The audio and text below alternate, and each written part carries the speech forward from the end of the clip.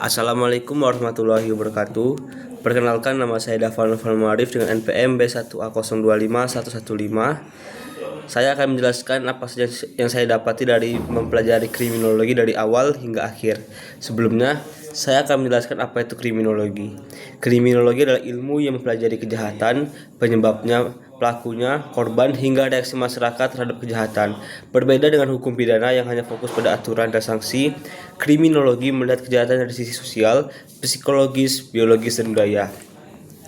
Saya akan memasuki materi yang pertama, yaitu objek dan tujuan kriminologi. Kriminologi mempelajari kejahatan, penyebab kejahatan, pelaku dan korban, serta bagaimana masyarakat dan aparat menanggapi kejahatan.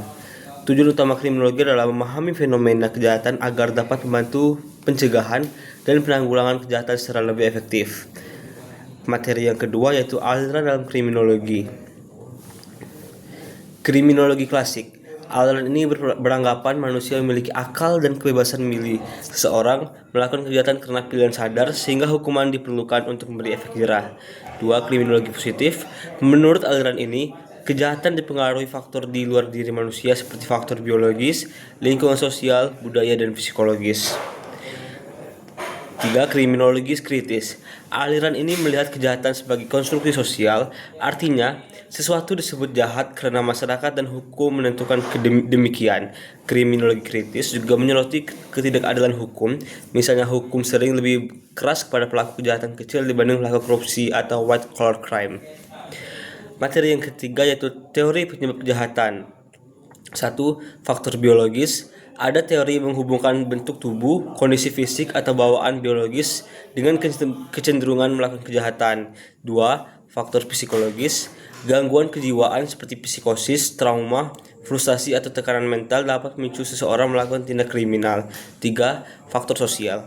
Kemiskinan, pengangguran, dan urbanisasi lingkungan juga menjadi penyebab kejahatan. Salah satu teori terkenal adalah differential association dari Edwin Sutherland yang menjelaskan bahwa perilaku jahat dipelajari melalui lingkungan dan pergaulan. Yaitu teori keempat, yaitu kesimpulan, kejahatan itu tidak begitu saja. Ada banyak faktor yang mempengaruhi mulai dari individu, lingkungan sosial, budaya, hingga sistem hukum itu sendiri. Karena itu, penanggulangan kejahatan tidak cukup hanya dengan hukuman, tapi juga perlu pendidikan, kesejahteraan sosial, dan penegakan hukum yang adil.